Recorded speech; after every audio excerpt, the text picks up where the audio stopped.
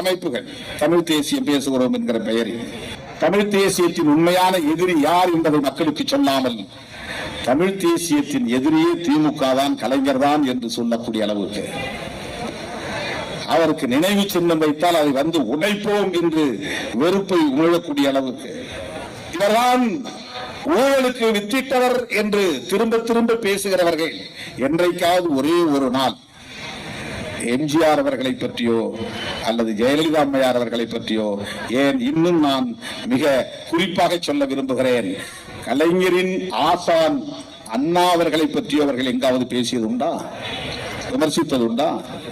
ஏன் அண்ணாவை விமர்சிப்பதில்லை? எனக்கு காரணம் தெரியவில்லை. ஆனால் கலைஞர் ஏன் குறிவைக்கப்படுகிறார்? இது ஒரு கேள்வியாக எழுகிறது. கலைஞர் அண்ணாவின் தம்பி, அண்ணா பெரியாரின் பிள்ளை. பெரியார் பேசிய அரசியலைத்தான் அண்ணா பேசினார். புதிதாக அவர் எதையும் சொல்லவில்லை. பெரியாரை பிரதிபலித்தவர் அண்ணா. ஆனால் அண்ணாவின் தமிழ் இனித்தது, அண்ணாவின் தமிழ் ஆழமானது, அண்ணாவின் தமிழ் பெரியாரின் தமிழை விட நயத்தக்கதாக இருந்தது. ஆனால் பெரியார் பேசியதைத்தான் அண்ணா பேசினார். இன்னும் சொல்ல போனால் பெரியார் என்கிற இந்த பேருரு அண்ணாவால் தான் வெளிப்பட்டது. இல்லை என்றால் அது மறைக்கப்பட்டிருக்க கூடும். ஒரு தேசிய கட்சி எம்ஜிஆர் உருவானதால் ஒரு நன்மை உண்டானது.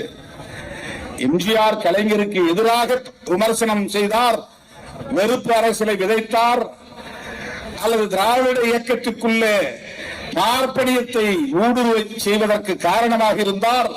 ஒரு பார்ப்பன பெண்மணியே ஒரு திராவிட இயக்கத்தின் தலைவராவதற்கு அவர் பாதை வகுத்து தந்தார் என்ற விமர்சனங்கள் ஒருபுறம் இருந்தாலும் ஒரு நன்மை வாய்த்தது என்னவென்றால் தேசிய கட்சிகள் இங்கே காலூன்ற முடியாமல் தடுக்க முடிந்தது. திமுகவா அதிமுகவா என்று 50 ஆண்டுகளுக்கு மேலாக இந்த அரசியல் சுழல நேர்ந்தது. இங்கே காங்கிரஸ் வளர முடியாமல் போனது என்பதை விட பிஜேபி காலூன்ற முடியாமல் போனது. அதற்கு மிக முக்கிய இன்னொரு காரணம், பல காரணங்கள் இருந்தாலும் காங்கிரஸ் இங்கே வலிமை பெற்று இருந்திருந்தால் காங்கிரசுக்கு எதிராக பிஜேபி காலூன்றி இருக்கும். ஒரு தேசிய கட்சி இருக்கிற இடத்தில் காங்கிரஸ் எந்த இடத்தில் இருக்கிறதோ அந்த இடத்தில் வேகமாக பிஜேபி வளரும். மாநில